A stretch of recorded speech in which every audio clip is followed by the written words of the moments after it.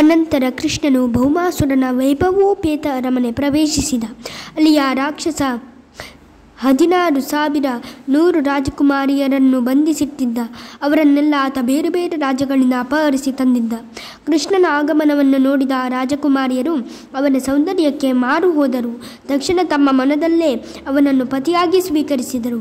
ಅನಂತರ ಕೃಷ್ಣ ಅವರನ್ನೆಲ್ಲ ಬಿಡುಗಡೆಗೊಳಿಸಿ ಅವರ ಯೋಗಕ್ಷೇಮ ವಿಚಾರಿಸಿದ.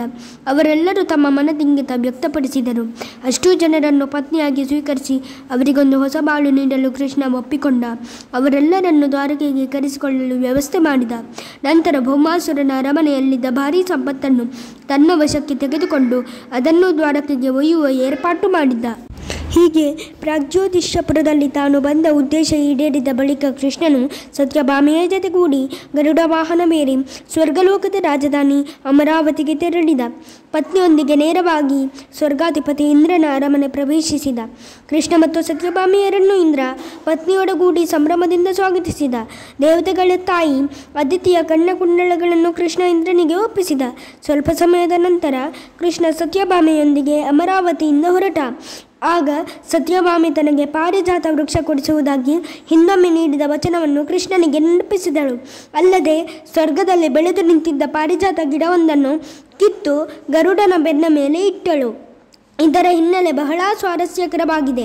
ಒಮ್ಮೆ ನಾರದ ಮಹರ್ಷಿಗಳು ಸ್ವರ್ಗಲೋಕದಿಂದ ಪಾರಿಜಾತ ಪುಷ್ಪವನ್ನು ತಂದು ಕೃಷ್ಣನಿಗೆ ಅರ್ಪಿಸಿದರು. ಆತ ಅದನ್ನು ರಾಣಿ ರುಕ್ಮಿಣಿ ದೇವಿಯ ಮುಡಿಗೆ ಮುಡಿಸಿದ.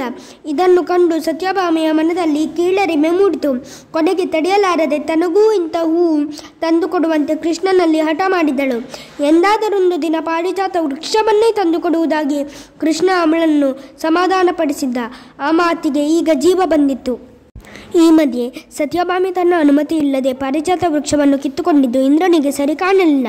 ಮೇಲಾಗಿ ಭೂಮಿಯಲ್ಲಿ ಬೆಳೆಯದ ವಿಶೇಷ ವೃಕ್ಷವನ್ನು ಆಕೆ ಕಿತ್ತುಕೊಂಡಿದ್ದು ಅವನಲ್ಲಿ ಬೇಸರ ಮೂಡಿಸಿತು. ಆಕೆ ಪಾರಿಜಾತ ವೃಕ್ಷ ಕಿತ್ತಿರುವುದರ ವಿರುದ್ಧ ಇಂದ್ರ ಇತರ ದೇವತೆಗಳ ಜೊತೆಗೂಡಿ ಕೃಷ್ಣನೆದುರು ಪ್ರತಿಭಟಿಸಿದ. ಈ ವಿಷಯವಾಗಿ ಕೃಷ್ಣನಿಗೂ ದೇವತೆಗಳಿಗೂ ಮಧ್ಯೆ ಒಂದು ಕಾಳಗವೇ ನಡೆಯಿತು. ಎಲ್ಲೆಡೆಯಂತೆ ಇಲ್ಲೂ ಕೃಷ್ಣನೇ ವಿಜಯಿಯಾದ. ಸತ್ಯಭಾಮೆ ಕಿತ್ತಿದ್ದ ಪಾರಿಜಾತ ವೃಕ್ಷದೊಂದಿಗೆ ಆತ ದ್ವಾರಕೆಗೆ ಹಿಂತಿರುಗಿದ. ದ್ವಾರಕೆಗೆ ಬಂದ ನಂತರ ಆ ಗಿಡವನ್ನು ಸತ್ಯಭಾಮೆಯ ಅರಮನೆಯ ಹೂದೋಟದಲ್ಲಿ ನೆಡಲಾಯಿತು. ಪಾರಿಜಾತದಿಂದಾಗಿ ಆಕೆಯ ಹೂದೋಟಕ್ಕೆ ವಿಶೇಷ ಕಳೆ ಬಂತು.